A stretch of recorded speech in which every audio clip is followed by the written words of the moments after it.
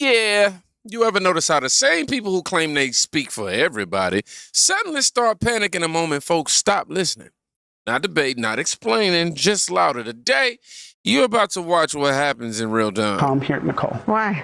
Because I'm really upset. That's okay. You get tired of people playing fast and loose with your dead. Mm-hmm. And it was triggered by Obama. You know how many dead people are in the bottom of rivers in Mississippi because they tried to vote? Mm-hmm. How many dead folk, right? Folk who have wounds because of this. And here we are in this moment in the country's history, and we have to deal with this again. You see what I mean? So you think about the glorious revolution, our glorious revolution that produced the Constitution. The courts restrained it, limited. Dred Scott doesn't extend to us. You think about the Civil War, left 600,000 plus dead. Get the Reconstruction Amendments. We finally look like we're going to try to become a democracy. What do we get? The courts. Slaughterhouse cases. Reduces it. Rolls it back. And now here we are. We've only been a democracy since 1965. Barely then. 15 years later, Reagan is elected, Mobile decision happens, right? Roberts begins his career right there. And so here we are. It's exhausting. And so, yes, we have to get together. Yes, we have to mobilize. Yes, we have to organize. But these people play fast and loose with our dead. They play fast and loose with our sacrifices. They think they own freedom. They can give it to us and take it away whenever they want. And they think we're just supposed to sit here and take this, right? So first of all, I'm just going to express my rage at this decision. And then the second thing we need to do, of course, is to get about the hard work of trying to salvage this democracy as we've done since the moment we've been on these shores. Where does the first part of it end and the second part begin? The first part of it ends when we admit, honestly, that racism still occupies the throne of this country. There's nothing about our current days that should lead us to believe that we are in a post-racial world. There's nothing about our days. And then, all right, let's go ahead and pause this real quick. And I'm going to be real. This right here, I'm not fully rocking with it, right? Because now we're mixing frustration with oversimplification. You can be mad about broken promises, right? Without turning this into, it's all the other side fault and everything is just a threat to my identity. That part, that's where it loses me. And this is something nobody wants to admit. There's a habit right now of turning every issue into a competition for attention. Who prioritized, who's overlooked, who's owed what. That doesn't fix anything. It just reshuffles resentment. But, and this is important, even if you don't agree with how he's framing it, that frustration underneath it, that part is real. People are tired of hearing the same promises and seeing the same results. Hence why you got to stop going in that direction. Because, the left, they keep brushing it off like it's not building up. That's a huge mistake on their part. Now, I want you to watch how different this sounds when somebody strips all of that down. How do you, as a conservative who happens to be black, answer such cynicism coming from the other side when they say things like that? Well, it's very simple, brother. We live in an era where there are no more slaves and there are no more slave owners. You see, I live in an era of today. My great-great-grandfather was born on a plantation. His name was Silas Crawford. He was born on Rosedown Plantation about 30 miles north of Baton Rouge, Louisiana. 3 of his great-great-grandchildren went to West Point. 3 of his great-great-grandchildren served in the military. At one point, my brother, sister, and I were all deployed in Baghdad at the same time for 2 months. We had a praying mother and a praying community. Nobody really cares about what I look like. They care about my service to this nation and who I am as a human being. And let me tell you something, brother. I've done all of this as a conservative. The most racist thing that I've kind of seen over the course of the past few years is this, though. It is the insinuation that black people are too stupid to get an ID to vote. You have to have an ID for everything. And Republicans aren't looking at black people or white people or Asian people or Hispanic people. Not at all. They are saying if you're an American, and you are competent, you can figure out how to have a cell phone and an apartment and buy groceries and buy liquor and get on airplanes and buy anything else. I don't care what you look like. You could be on United, you could be on Spirit, you could be on American. At the end of the day, everybody has to have an ID. That has nothing to do with race. You see, that is the Republican Party that I am currently coming up in right now in this phase. This ain't about the color of your skin. It's about, are you an American and do you bleed red or not? I know that's right. This is what things start getting real uncomfortable for the left. Because he's not yelling, he's not blaming, he's just cutting straight through the narrative. And once you do that, a lot of the usual talking points, they fall apart quickly, especially that voter ID argument. I'm sorry. That one's like completely worn out, like mentally, like insulting. You can't tell people they're capable enough to function in every part of modern life, but somehow not capable enough to get an ID. It's not advocacy, man. That's lowering the bar and calling it compassion. And a lot of people starting to recognize it for what it is. Now let's take it a step further, because this isn't just about messaging anymore. On a new DOJ report alleging the Biden administration targeted Christians for investigations and prosecutions. Lauren Green is live from New York City. She has much more. Hi, Lauren. Good morning. Hey, Dana. Well, the Department of Justice-led task force to eradicate anti-Christian bias released 14 findings that paint a picture of the Biden presidency that went beyond disagreement and moved to punishing Christians who held conservative religious beliefs in conflict with the administration's pro-choice gender ideology agenda. The report found that the Biden DOJ brought multiple cases against pro-life activists, many of them Christians, under the FACE Act, the Freedom of Access to Clinic Entrances. Email correspondence shows prosecutors privately mocked Christian pro-life views as culty and pursued more severe charges and harsher sentences for peaceful protests or pro-life defendants. In contrast, following the Dobbs decision in 2022 that overturned Roe v. Wade, there was a wave of vandalism and arson targeting churches and pregnancy resource centers. But the Biden DOJ pursued comparatively few prosecutions under the same FACE Act. Christian colleges and institutions were scrutinized and penalized for holding traditional views on gender, accusing them of Title IX violations and threatening school funding and accreditation. The report also cited the infamous FBI memo out of the Richmond field office that warned of radical traditionalist Catholics as extremists.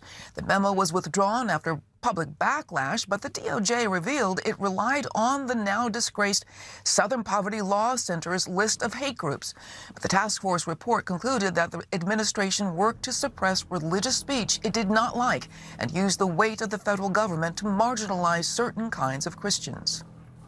People on the left think of themselves as defenders of the separation between church and state, but instead what you have is the state authorizing and sanctioning certain types of religion over others. A spokesperson for President Biden declined to comment, but Catherine Lahman, a former education secretary for civil rights under the Biden administration, told Politico that, quote, there was no religious discrimination that operated to infect any of our investigations. Now, if this report is halfway accurate, this is a serious problem, because now we're talking about enforcement, not opinions, not narratives, enforcement. And the left has built its entire brand around actually being against bias. But when something like this pops up, now it's quiet. Now it's nuanced. Now it's, well, let's talk. That inconsistency, people see it. They see through it. You don't get to call everything unfair and then hesitate when the spotlight swings the other way. That's not balance. That's quite literally selective outrage. So now you've got frustration, you've got pushback. Now, here's where the message shifts completely. Real black liberation is going back to Jesus Christ. Real black liberation is saying I'm an American. I'm the capitalist. I go out there every day and I compete. Real black liberation is loving yourself, not trying to talk somebody else into loving you. Real black liberation is when somebody starts talking about white supremacy, you're saying white supremacy is a myth. It doesn't exist. Why? Because there's no white man superior to me. Why isn't it? Because I'm an heir of Jesus Christ. I'm a child of God. No one's superior to me. And Abraham Lincoln said the United States of America is designed to lift the artificial weights from all shoulders. And white supremacy is an artificial weight. Racism is an artificial weight that's in your mind. I don't want no colorblind society. I'm black. I don't mind you looking at me and knowing I'm black. I'm supposed to look at you and wish you don't see that I'm black. Now we got to deal with your character, because that's what they're going to really judge you by. They're going to look at you and acknowledge that you're black. That's fine. And then they're going to see what type of man or woman you are. No matter what they tell you, young people, no matter what they tell you, that's how the world works. How they shake your hand, how they act around you, whether they smile, whether they're gracious, whether they're cruel, whether they're mean, whether they're stupid, all that comes out. They're going to look at how you dress. They're going to look at how you speak. They're going to look at your way and your manner. They're going to look at whether or not you're virtuous. And the brain is going to assess who you are. And if you fail in character, the fallback position for most black people is to put it on race. No, it's not. It's character. It's like anybody else. You got some black people who you look at, they are virtuous, they're beautiful, they're elegant, they're nice, they're smart, they're educated, erudite. Same as white, same as Asian, same as Jewish. And then you got the ones on the lower realm who are ignorant, disrespectful, dirty, have no manners, have no virtue, and we all level off with them. So don't fall for that stupidity of black liberation, okay? Liberate your mind. The old saying back in the 70s that was so true. Free your mind and your behind will follow. That means the rest of you. That just means the rest of you. All of you will follow if you free your mind.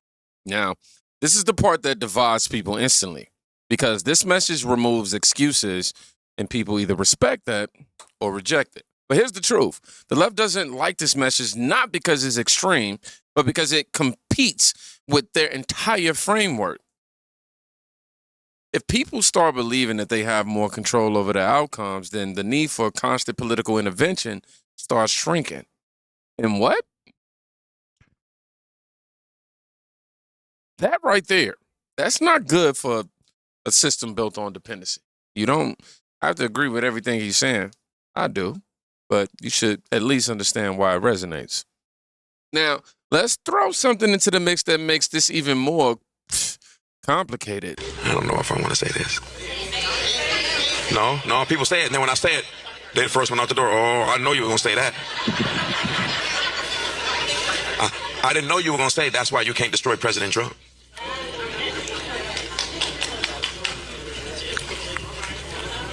Because regardless of what the media says, if he's doing what the Lord told him, we ain't talking about some of the crazy stuff that Donald Trump says. Skip that. We know good and well Donald Trump says something. If he renamed everybody, I still can't get with the fact that he called Elizabeth Pocahontas. That was just classic right there. We're not talking about, you know why we're not talking about that? Because you done cussed out many people in traffic. You done called your husband an idiot in your mind and out of your mouth. You done talked about people on your job. So you in the same category as him. But I'm sorry, you can't destroy a man whether you like him or not. When the man protects Christianity so much that even the sinners say, why do you protect the Christians above everybody?